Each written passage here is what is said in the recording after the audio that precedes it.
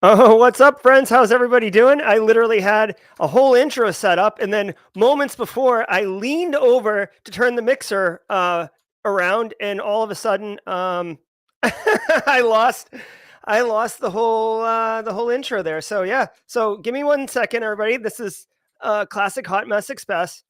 There we go. All right. Welcome, everybody, to Simply Cyber Live, where cyber industry professionals bring their industry perspectives and experiences to you with the intent of enriching the community and promoting knowledge share. That was an absolute Carl. That was an absolute Carl moment. I apologize. 100%.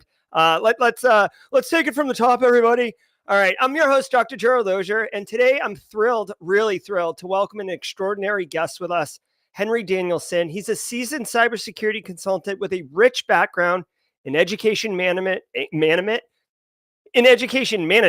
and an esteemed adjunct professor at CalPoly State University, San Luis Obispo.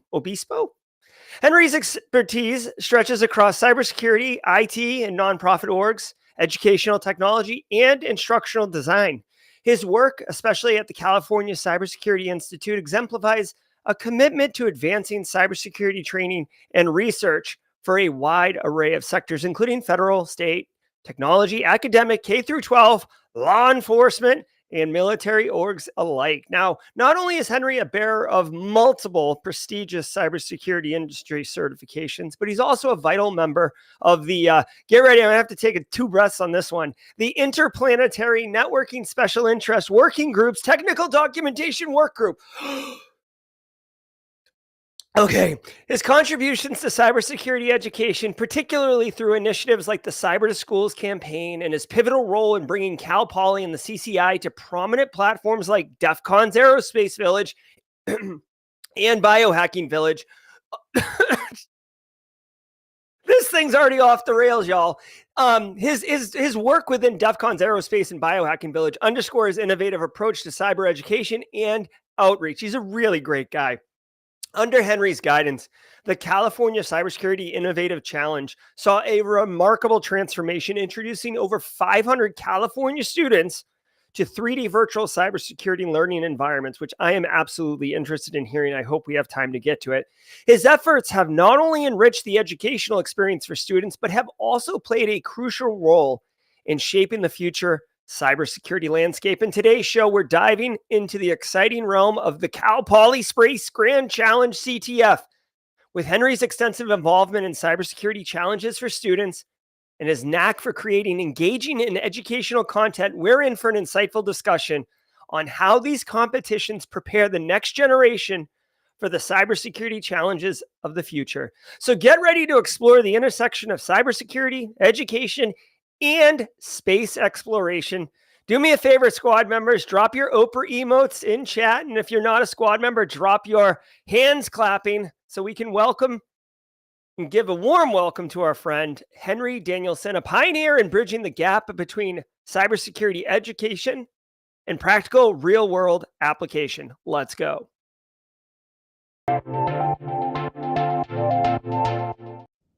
Oh my God, Henry! We might have to take it from the top, buddy. How you doing? Awesome, nice to be here. Woohoo! Oh man, I think the cosmos are sprinkling a little space dust on us today. I think we're just gonna get rolling and everything's gonna be smooth. So the orbit will find us. Yeah, you know, the best part is, like, I don't try to take things too seriously. Reality is what it is. So if there's a couple hiccups, you know what? That's why you're here for the live show, to see it in real time and just watch it happen. So, you know what? So how are you, Henry? Where is you? Yeah, I'm traveling today on an undisclosed place in the middle of California. But anyway, I do have to give a shout out. One of my homies is in the house, Kayvon. So if anybody can, DM and say Kayvon's awesome, he'd appreciate that. But anyway, in the middle of the world traveling in California, that's where Space Grand Challenge lives, at Cal Poly San Luis Obispo. We're on the Central Coast, which is right smack in the middle in between San Francisco and Los Angeles, which I love because I can go to San Francisco conferences, LA conferences. I can go see, Lawrence Livermore Labs in the Bay Area. or Deloitte or other cool things, and then I can zip over to, see other cool stuff right out of Vandenberg, 45 minutes from my house, and watch some rocket launches and help the space guardians from the wonderful world of space. So I spaceport. love it. And I had recently taken Tim Fowler, like he had done Tim Fowler with Black Hills or Anti-Siphon had recently done a little webinar that I attended on cybersecurity in space. Found it fascinating. It's almost like quantum computing, where like you hear about it and you think you know what you're talking about, and then you actually dig into it and you're like, oh my god. So, like before we get into Space Grand Challenge, Henry, like what's your role within cybersecurity in space, and how does that playing out? Yeah, it's really interesting. So, personally, and no ego attached, my current jobs, I have 4 right now, and I'm just always zipping around.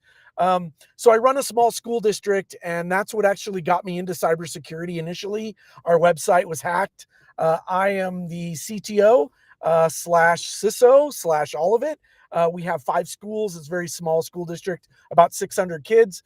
When I started there were 1,900, so it's been depleted slowly.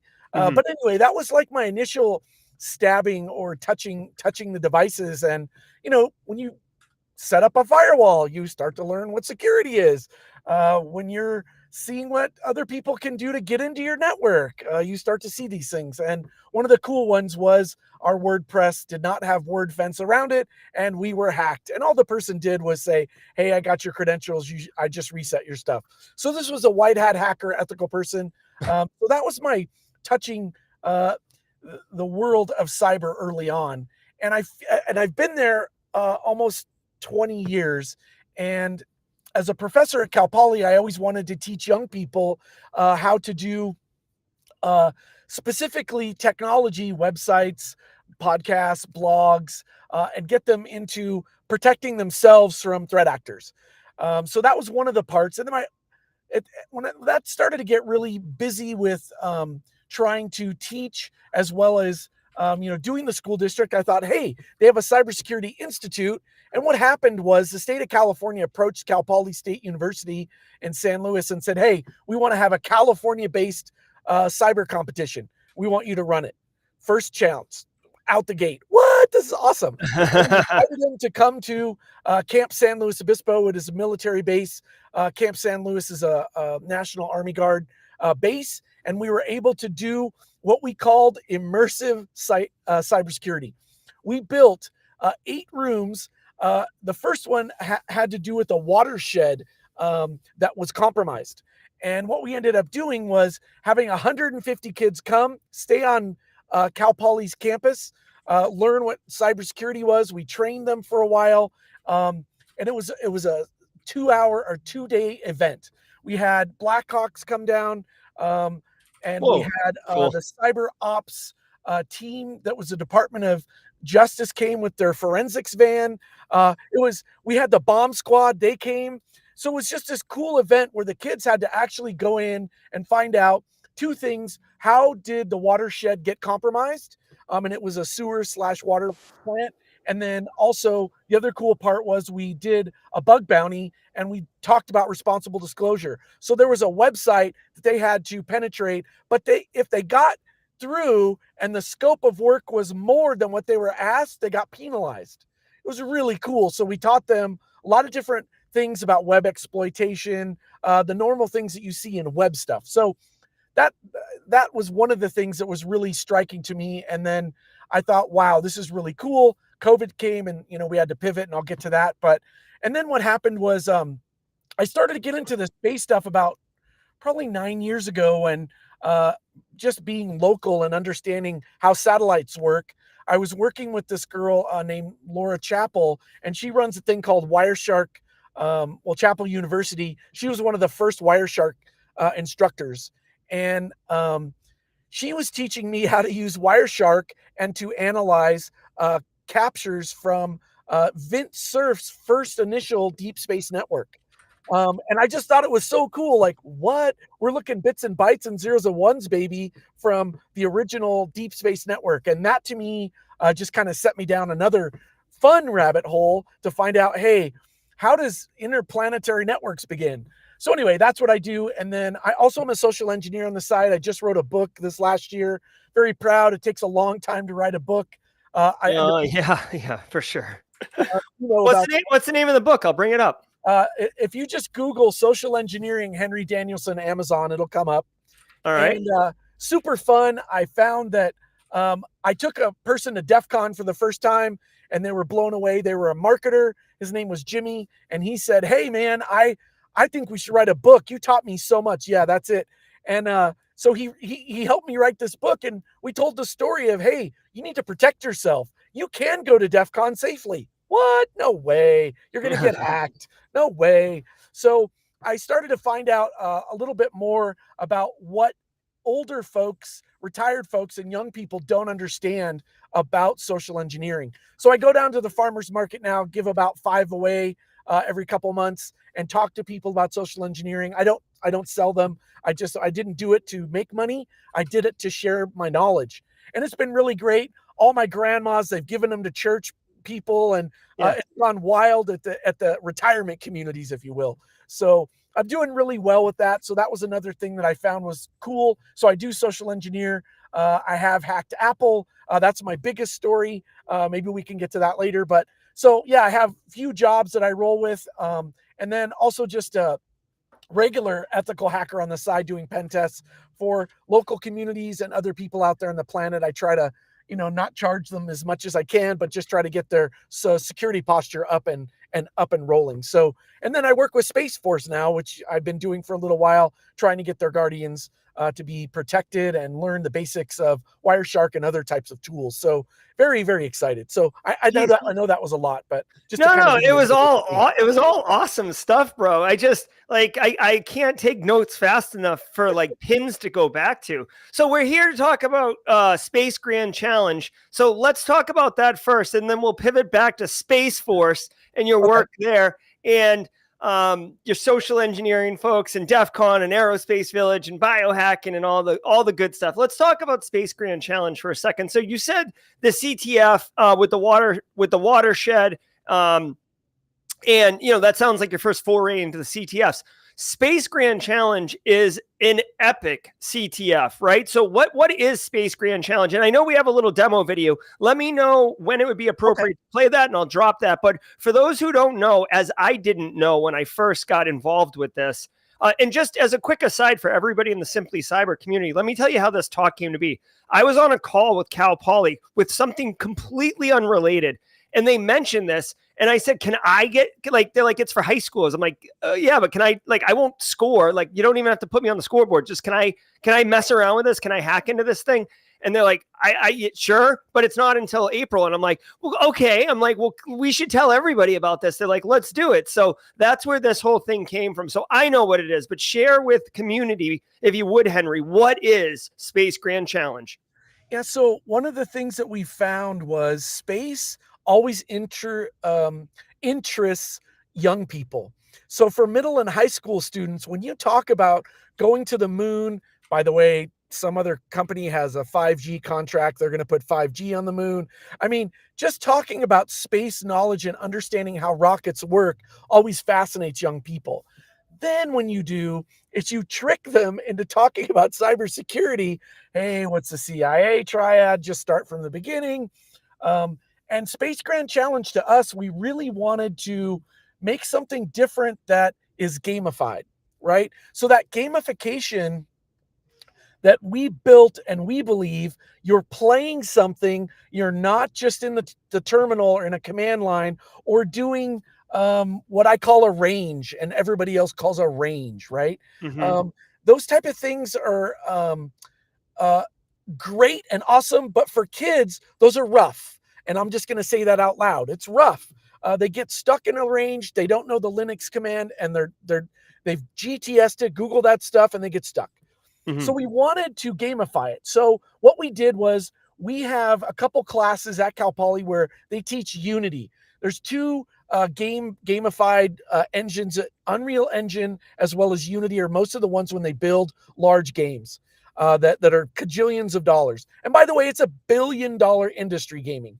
So we Yeah. wanted to use that. And so we had our CalPoly students with myself and a couple other people design a game where you go into 8 rooms, and what you do is a satellite has been compromised.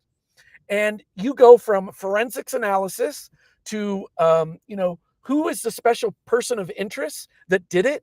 We drop hints in the rooms, and the 8 rooms consist of, and we'll watch a video in a sec. We have a knock sock. And my favorite part about the knock sock, oh my goodness, Jerry, this is awesome. And I'm going to let you see if you can come up with the movie, but there are red lasers that a specific movie that someone had to jump around and go over to be able to get to a certain item. Well, we put those in the game immediately, and you have to do binary to figure out which ones on the wall are the right ones to pull down, and you turn off the lasers to get in and start hacking. That's the kind of thing we wanted to do, is to make it movie-like, make it unmentionable, that people like, what just happened? So to give you another idea, we have ground control. We also have observatory that's really cool. On the Griffith Observatory, there's people dancing around. We have a DJ. There's a party there. And during that gala, a VPN was compromised. So back to basically, we wanted people to walk around, play challenges in the game, but specifically do a report, a forensics analysis report, and come up with, hey, who did this, and all the stuff that you found out. Yes, Resident Evil, love that.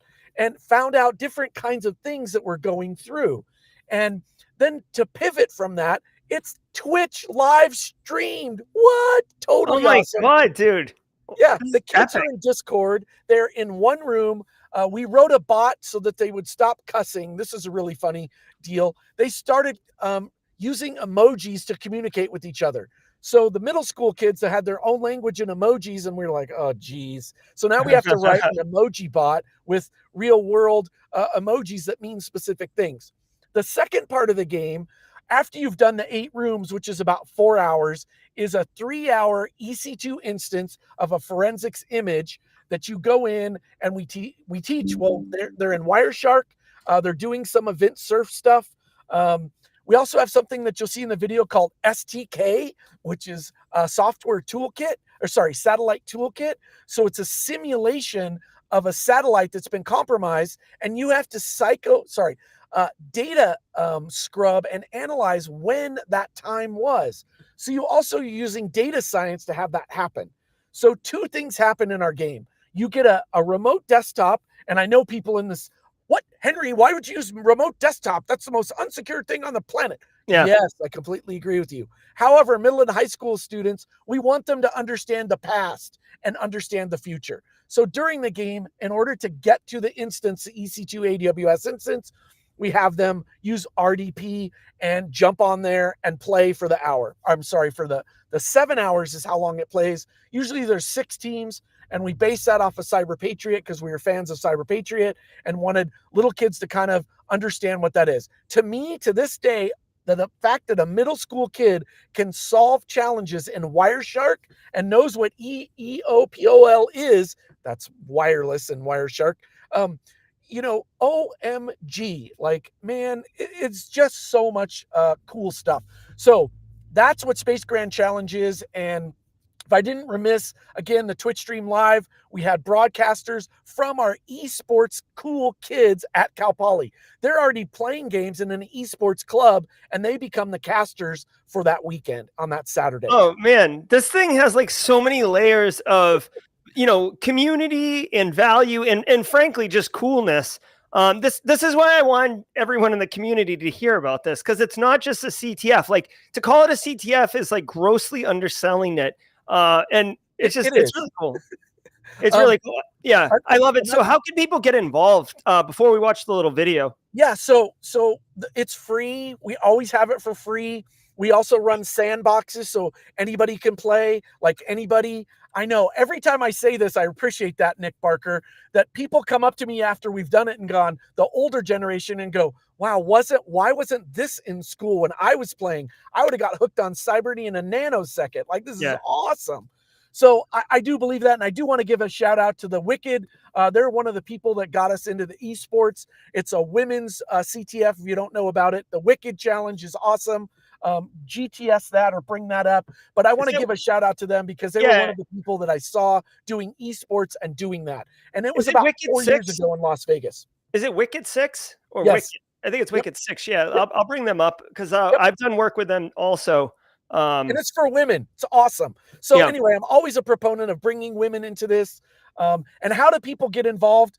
Just email me. I'll get you anything you'd like. If you'd like to help us with the game, if you'd like to do challenges with the game, anybody can play, all high schools. And my favorite part was 2 years ago, we did it internationally. And we got one of the CalPoly students who's from El Salvador to go home for the holiday, teach the kids a bunch of cybersecurity, and bring them on. And they played, and they were the ones that won.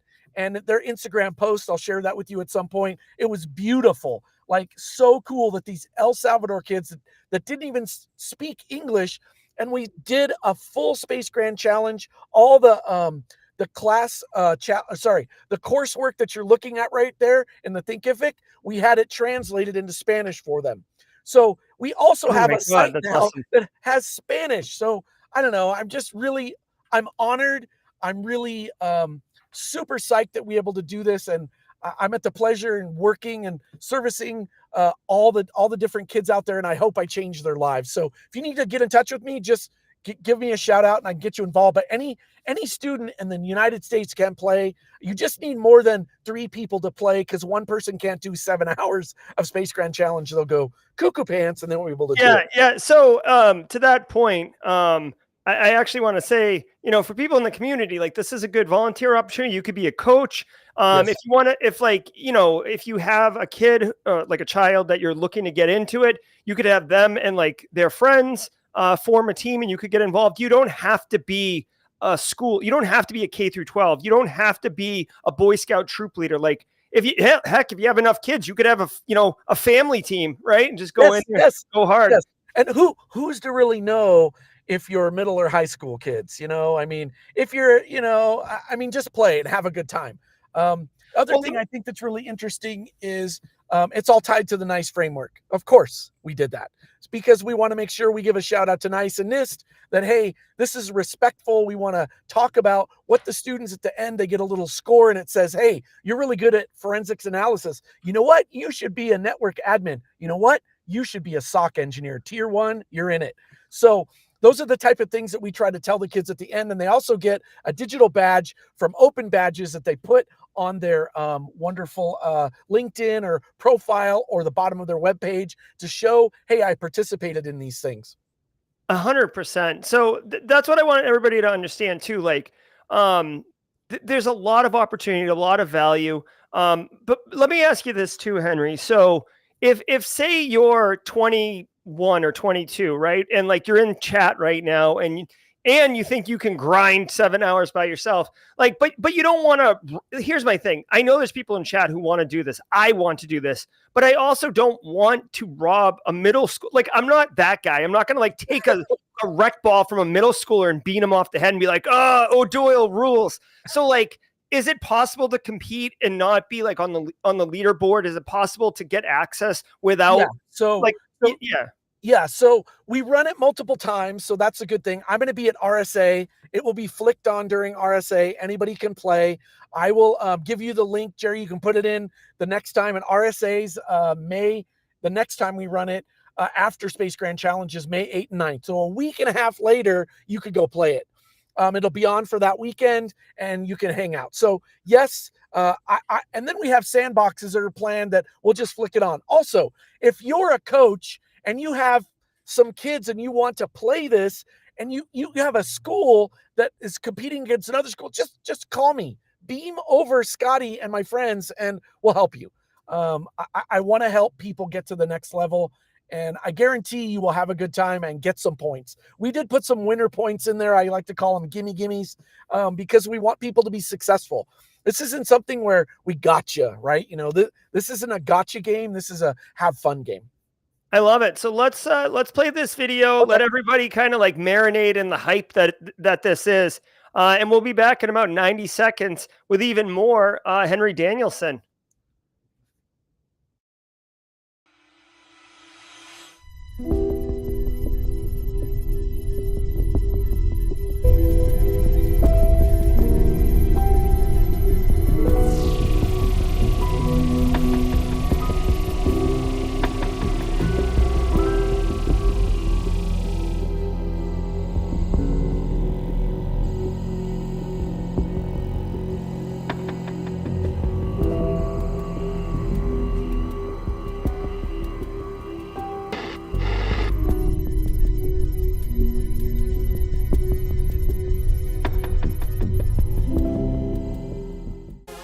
next decade, they say, is going to be the decade of tech.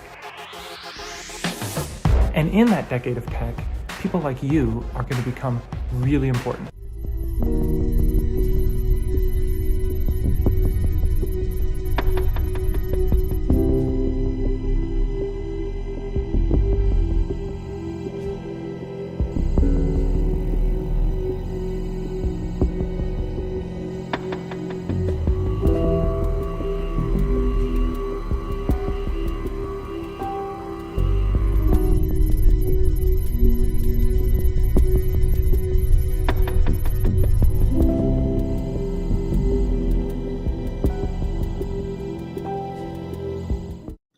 All right, there you go. That is a Oh, little. man. Oh, man. Okay, so I love the chats going on. I know Jeff Moss, right? Woohoo! Like, I remember asking him to do this. And anyway, Be Still My Heart. Good friend. Love the fact that he's giving back to young people.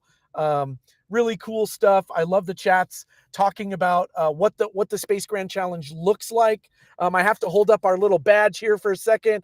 Aerospace Corporation last year helped us build this badge. On the back is a website to teach you all about that. Satellites, orbital mechanics. I have such a wealth of knowledge on the back of this badge.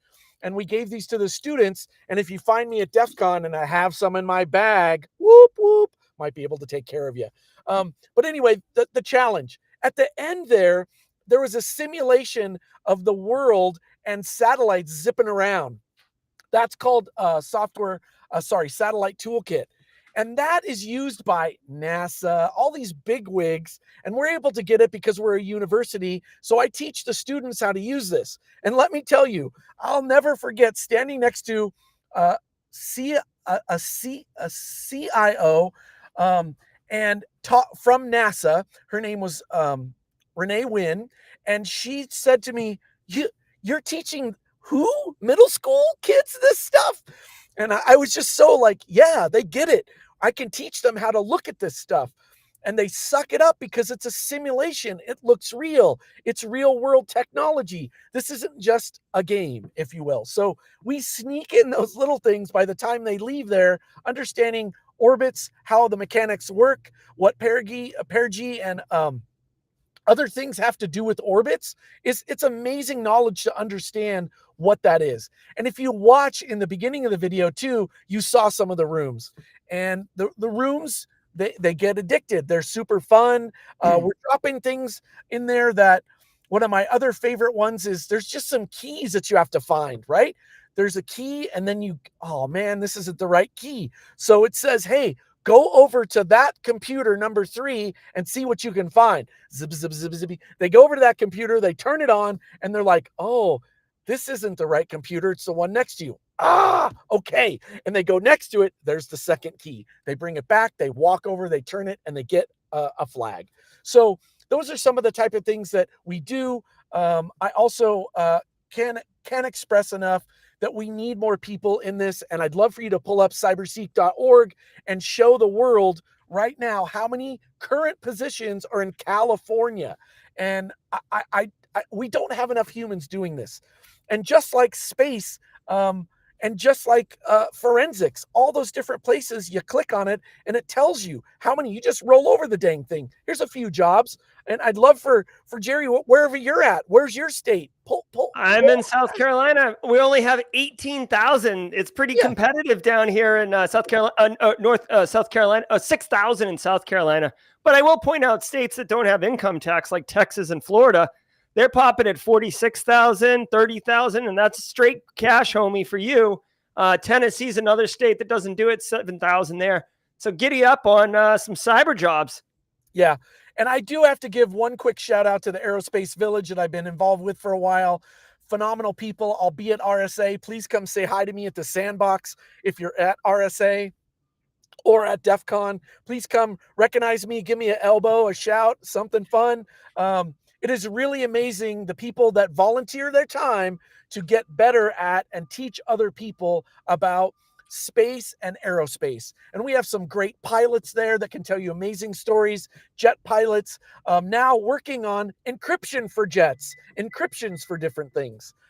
So anyway, I'm just really wanted to give a shout out a little bit to DEF CON and their community. And I always wanted to give back, and I am a goon, and I'm proud of that. I'm an info goon, so I give my time back to make sure that DEF CON and other people, when they meet me and see me, we have a really good time. So a shout out again to Jeffer. Thank you so much for his kindness and all the cool things that he's bestowed upon me and helped me get to the next level. And it's just a great community, and I love it. And clearly I'm passionate, maybe. I don't know. Yeah, no. I mean, dude, I got to tell you, I am incredibly passionate about cybersecurity, and mod chats popping off about how you may be more passionate about cybersecurity, which is unparalleled. I literally eat, sleep, drink, breathe, talk cybersecurity. My wife jokes, she's not in industry. She jokes she can sit for the CISP, and Awesome. I love it, Henry. Hey, so let before we pivot off of the Space Grand Challenge, let's give people very clear call to action. Sure. Is this the website they should go to register and learn more to get involved? So this one right here, let's start with this one. This one is the free 85-hour course that I've created with a couple of people from all over, from Space Force to Missile Command. All different walks of life have helped me with this. Wireshark training's in there. There's forensics training on autopsy. Again, the Vint Cerf PCAP is in there. What? Are you kidding me? No, I'm not. If you've never worked with a Vint Cerf PCAP, do that now. But anyway, here's some of the things that we do teach in the course that he's rolling through. So basic cybersecurity skills, AWS architecture, and I'm not shouting out just specific tools, but there is a bunch of Splunk in there that you can play with. From Python skills. I love critical thinking skills, the 3 C's, collaboration skills, communication, autopsy I talked about, orbital mechanics, space attack vectors, software-defined radios. We talk about logic bombs. I really want to pound home OSI model, digital forensics, International Space Station understanding. There's also some web exploits in there. I also work with Bug Crowd, and they've given us responsible disclosure to talk about. Blockchain basics for teens. If you scroll up a little, that will blow your mind.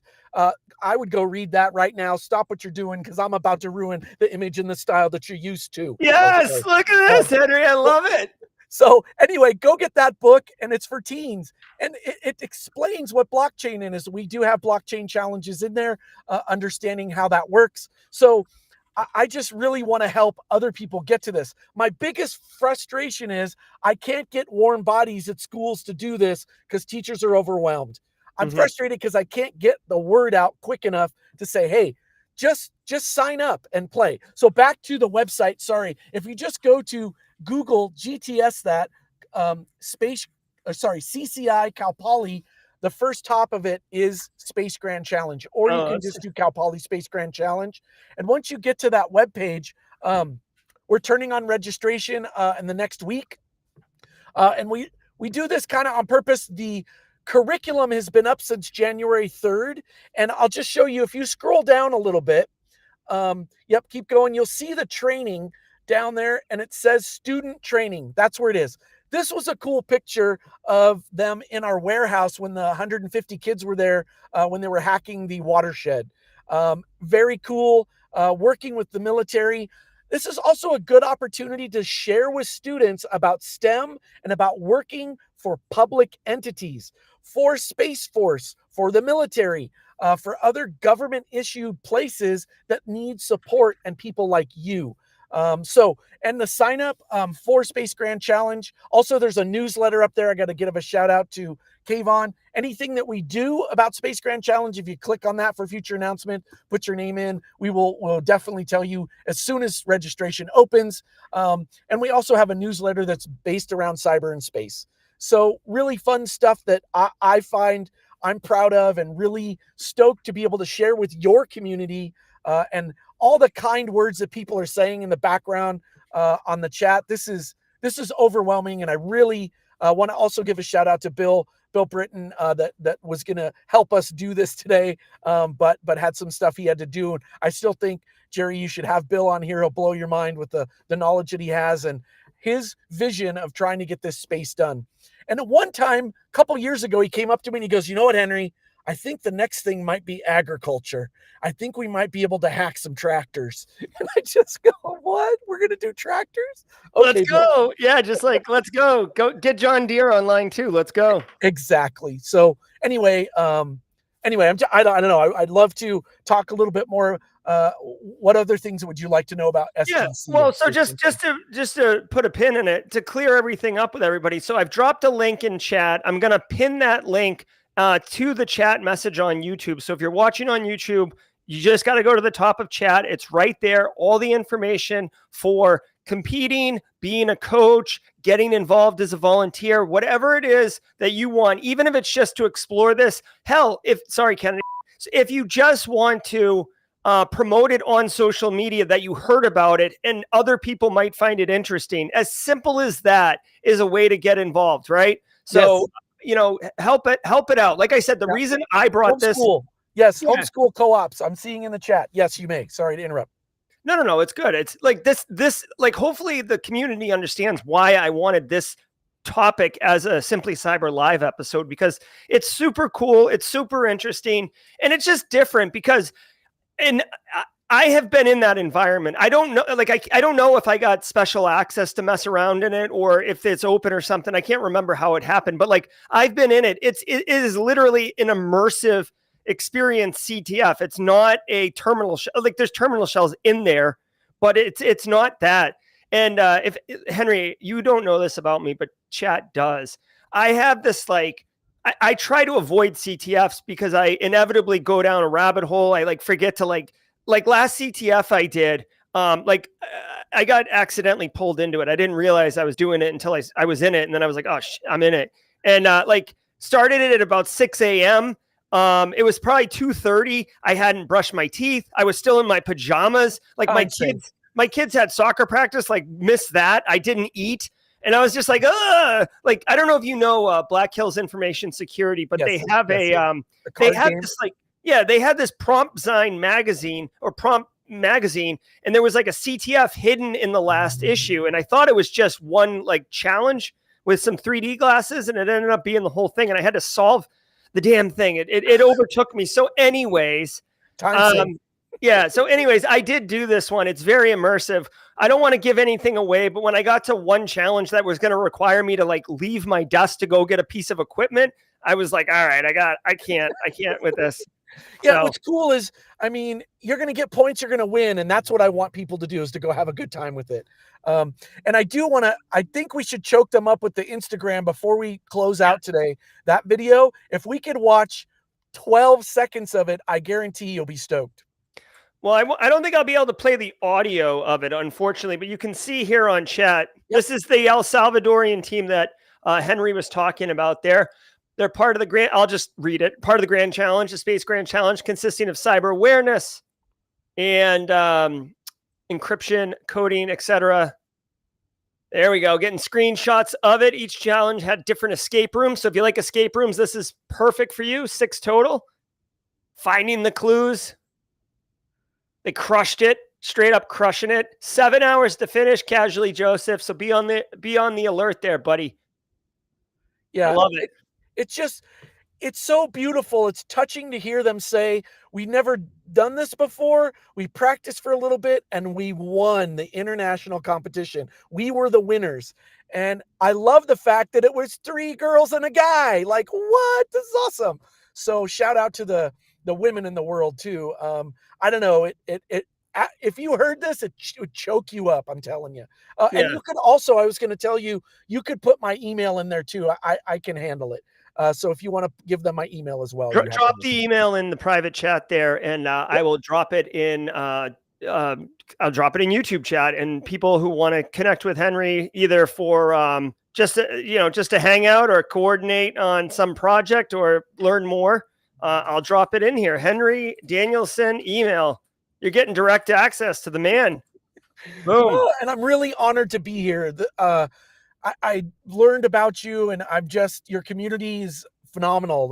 The things that are going on the right side. I knew I expected some coolness, but this is above coolness. And I'm really appreciative of your kindness. Oh, my pleasure, Henry. It's it's good people doing good things for the community, and that's one thing about Simply Cyber that hopefully maybe you become a part of.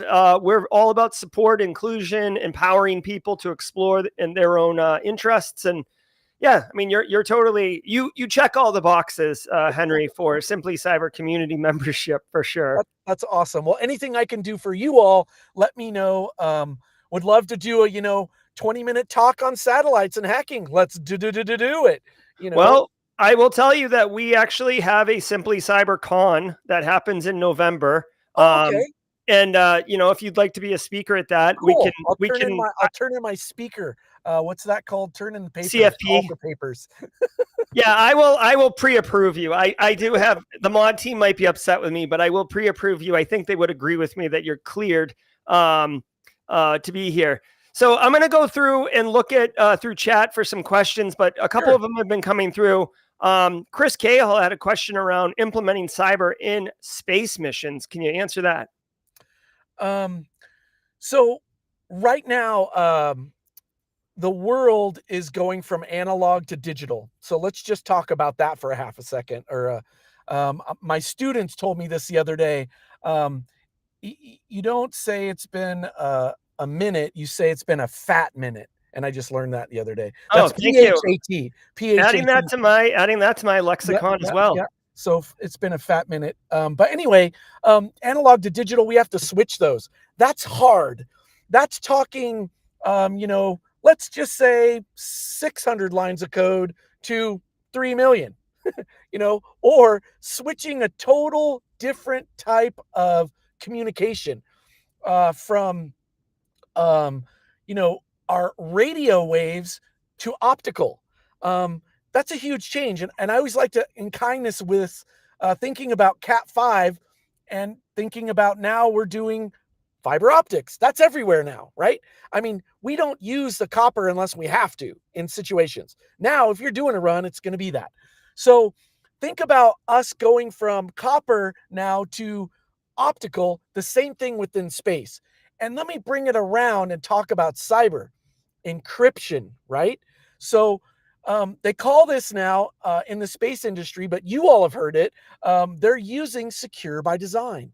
And so secure by design now means when they start, the leaders that say, hey, I want to send a CubeSat, which is a small little friendly friend, into orbit, and it's going to cost us $12,000 to do this. Okay, where's the cyber team? That's the first question they're starting to ask now by using secure by design. That's a huge shift. 5 years ago, that was not happening. It was always thought of later. How do we, secure the transmissions from threat actors from other countries? How do we just secure them from script kiddies that just want to know what they're seeing and what they're doing? So I think I would just open with those two type of things to say that cybersecurity is very much infused in that. And also, you have to know networks. So understanding the word Wireshark and know what that means. If anybody on this call has not played with Wireshark, do it. Go do an hour, play with Wireshark, and get the Vint Cerf PCAP and change people's lives. I mean, it's amazing. So I hope that answered kind of a little bit about why cyber and how to infuse that into space. 100%. And I saw there's a comment in here. I just want to address it because I dropped it in YouTube chat. Frank B, you're on LinkedIn. Hopefully you're still with us. This comment is from a few minutes ago. But if you'd like to connect with Henry, I'm going to put his email address here because he did clear it.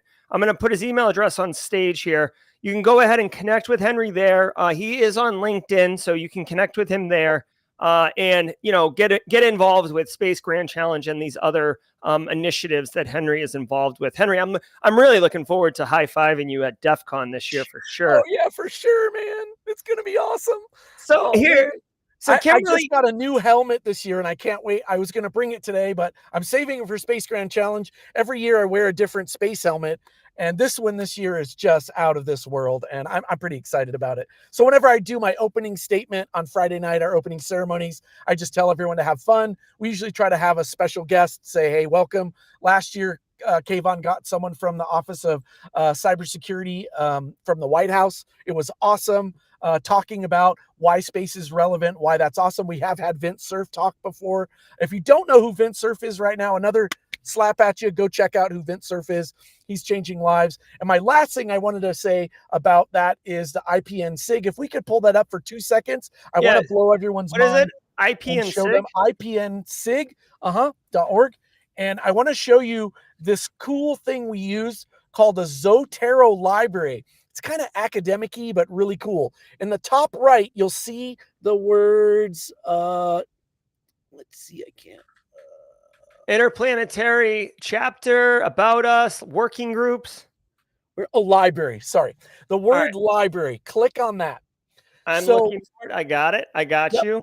We're here. This is Zotero. It's an awesome database. And what we did was we wanted to bring people to the next world understanding about interplanetary networks. So on the lower left-hand side, we built a huge library that's free that anybody can use on understanding about that IPN SIG, what the future is, policies, delay-tolerant networking, DTN, from the beginning to understanding, you know what, my friend James Paver, he hacked a maritime ship and was able to get the names of the people on the ship, as well as, guess what? He was able to get their order for lunch with $300 worth of satellite equipment. So there's cool stuff that's in there. DEF CON people are in there. I just wanted to give you a shout out to, yes, he was Christopher. Google Vint Cerf and he'll change your life. He's an awesome cat. So IPN SIG, I also wanted to make sure you had a understanding. That was the part that I was a part of. So I helped develop that group and we put this together, again, trying to get people to understand and learn about that. I love it. Intergalactic, like Beastie Boys, right, Henry? Yeah. Oh, that's a great song. We should have that pumping in the background. Woo! I love it. I love it. We can bring it up. Yeah, we could totally bring it up. Copyright strikes. We get them all the time up here at Simply Cyber, so there's no problem there. Hey, Vince, do me a favor. Drop in private chat Vince Cerf's name so I can get the phonetic of it, and then we can get on that. So he's awesome. His YouTube stuff is amazing.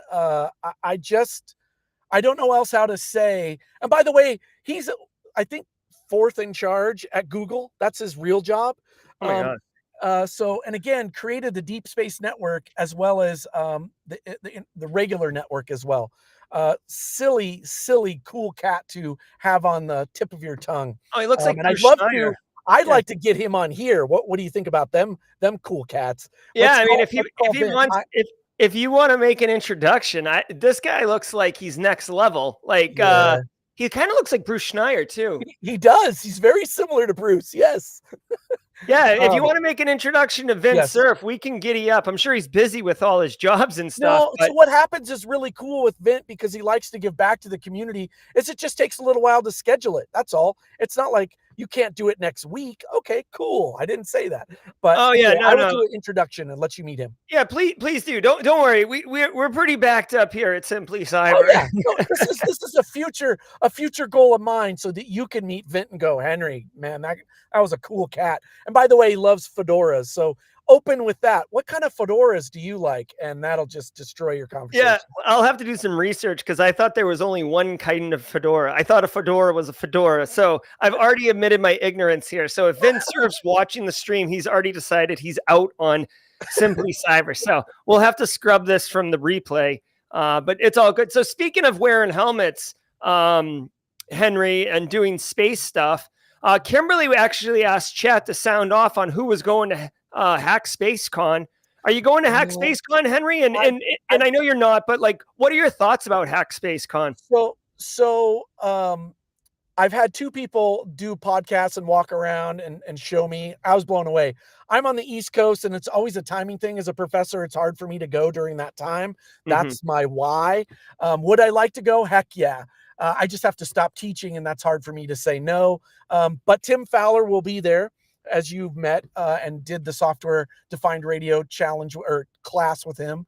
And I would go see him. His knowledge, and I love the fact, here's a guy that works for Black Hills, and they got together and said, hey, go do space, figure it out. Tim's like, I don't know anything about space. I don't care, figure it out. He did. So he has no space background, but as a pen tester, he's an offensive guy all the way to the hilt, but now is into and knows, guess what? He's a total space guy, and he's humble. He's kind. I don't know. So please look up Tim Fowler. That's another person I would say, if you're still interested, that he just did on his YouTube channel on the Anti-Siphon. They put up that free talk that we watched, the software defined radio. It's there. So I know there's really cool things out there. Yeah. And thank you, AJ. I appreciate the kind words about professors. Yeah, and I've taken Tim Fowler's space, I guess, course, or it was like a 1 hour, seminar or whatever. And if you get a chance, like, just Google it. He's over at Anti-Siphon, which means you can find all his stuff all the time. But it was inspiring enough that I bought.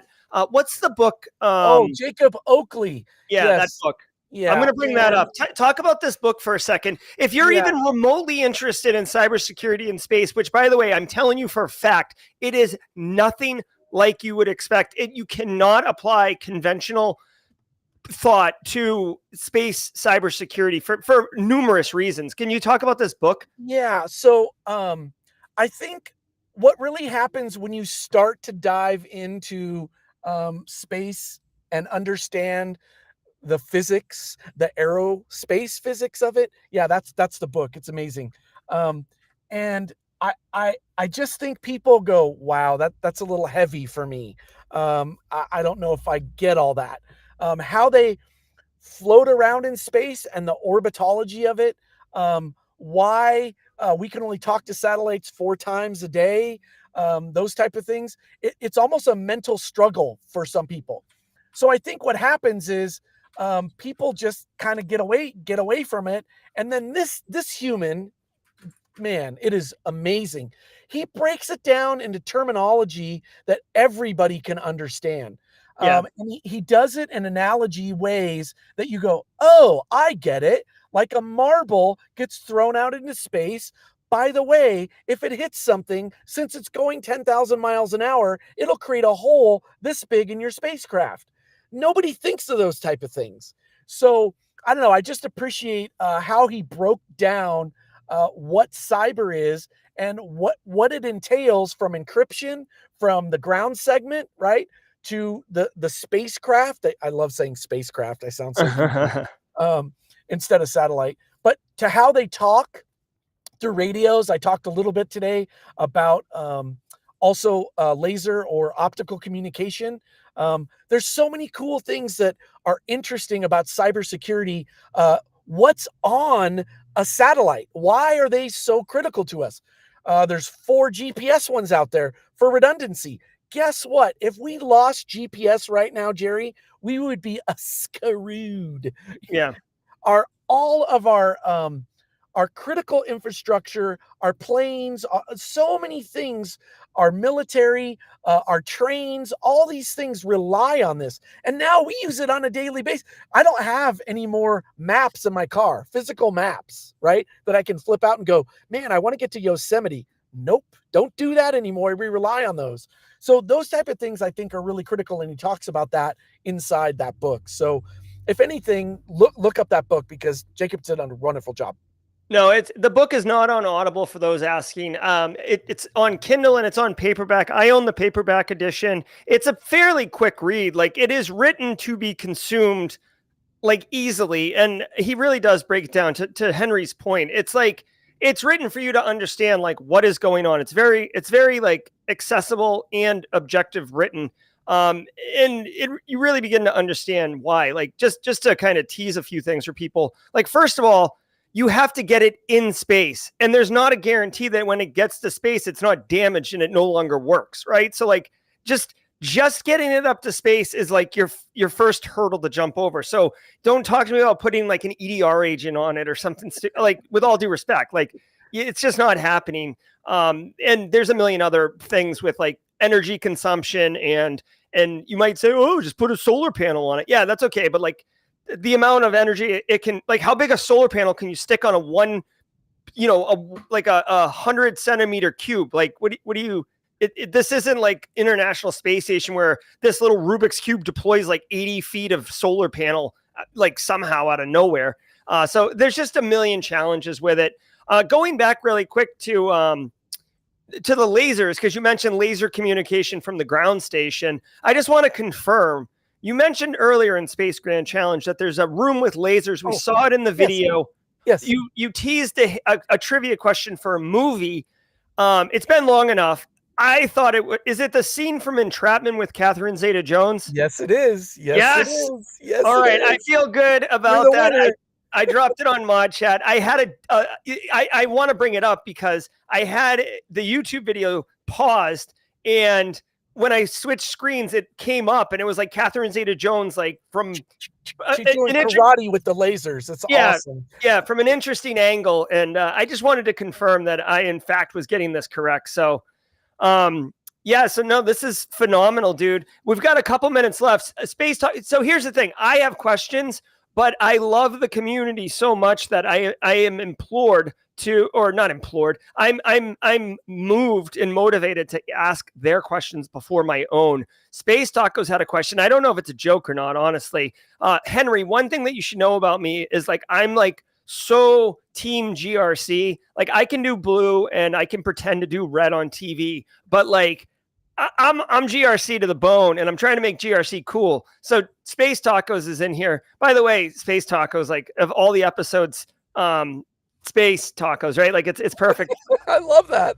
I'm trying to find her question here. Hey Jerry, what kind of GRC is applied to cyberspace security? So I don't know if she's razzing me for GRC specifics, or if she's being thoughtful and genuine. So risk and policy, OMG, risk is in the room. I love what you said about trying to throw that satellite up there, get it out, right? And I did put in the chat, if you could throw up before we go, AMSAT, build your own CubeSat for under $150. Build your own. You can do picture taking and see what it feels like to get pictures from NOAA up there, the satellites. But back to policy. Another thing that has to happen is you have to think about the risk. One of the risks that Tim was talking about the other day was when you put those solar panels on there, right? The solar panels give you power. Okay, that's one of their huge parts.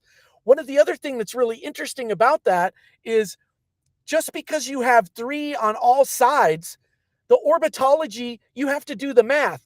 Damn it, he's only going to see the sun for 42 seconds today. That means I can't talk to him because there's no power, right? So if you put up extra solar panels on there, you have to do the math and understand the trajectory of where it's going. So back to your GRC policy has to be in there, and huge risk, right? Because right now, just super sad, I'm just going to cry. There's something out there called Hackasat that happened at DEF CON last year. The first satellite, his name was Moonlighter. Go look him up.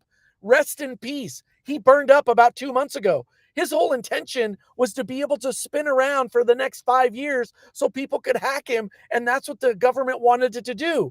Oh no, it burned up. That was something that they didn't see or could be foreseen. So risk, huge. And let me tell you, that was not just a $300 piece of equipment, right? Lots of government entities worked in that. Last year at DEF CON, it was awesome to have 6 teams hack on that. And guess what? During the challenge, they could only get it at 3 or 4 times because of the way it orbits. They couldn't hack on it at all times. So I don't know. I just want to say rest in peace, Moonlighter. I'm going to have a little candlelight vigil for him at DEF CON on my table to give him or her a shout out and respect to all of the people out there that did all the work on that, because it was a phenomenal feat. No, it's good. We'll have Nick Barker in chat bring a case of 40s to the DEF CON meetup, and we can pour a little bit out for Moonlighter. So AMSAT, please look that up. Yeah, no. What? So I looked it up. What do we do here? Like what? It's totally awesome. If you don't know how to solder by now, this is something you should do and teach your children. Please teach your children to solder just like you taught them how to play tennis or how to surf, or play soccer, or how to hit a nail properly with a hammer. Do some cool things. You basically build it. There's 3 sets of it. It's $35. These are for the models. If you, what it basically does is it has a camera and it emulates a CubeSat that's in orbit. And what happens is that's what it looks like. That's hot. Hold on. I got a sound effect for that, Henry. Okay. Let me hear it. So hot right now. Yes. It is totally hot. So there's a camera on there, and right next to you is a ground station Raspberry Pi that Right takes there, yeah. down the data just like it would at a small bit rate. So you see the image that you take a picture of, and it comes in really slowly. So you have a ground station next to you as well as the CubeSat. I'm going to be demoing, hats off to AMSAT, I'm going to be demoing this during Space Grand Challenge Twitch, and I'll also have one at RSA. So this is something I'm passionate about to get other people interested in soldering as well as creating on the Hackasat.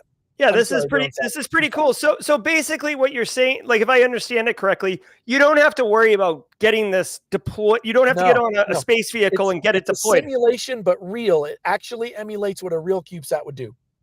Very cool. Yeah, that's dude, it's funny. Like I'm constantly giving people suggestions on projects and like labs and, developing skills and stuff. I'm telling you, if you build this thing and do it, you might be going to interview for like a GRC analyst job or something. Right, but if you tell them you built a satellite simulator, like that's a pretty interesting conversation that will just take over the interview and certainly be wild for people. Pi Day. I forgot to say happy Pi Day to everybody. I'm really feeling amiss. So my apologies. Thank you, David Stewart, for snapping on the Pi Day. Appreciate it. I love it. All right. Well, dude, this has been an epic episode of Simply Cyber Live, no doubt. Thank you. Come find me at RSA or DEF CON. Come see me somewhere. Love to chat with you. I'd love to do another session in the next year to come or whenever I get space or time, and let's find another time. Love to talk more. Yeah, absolutely. We can talk for your team and honoring me. I really appreciate it. It's very kind of all of you.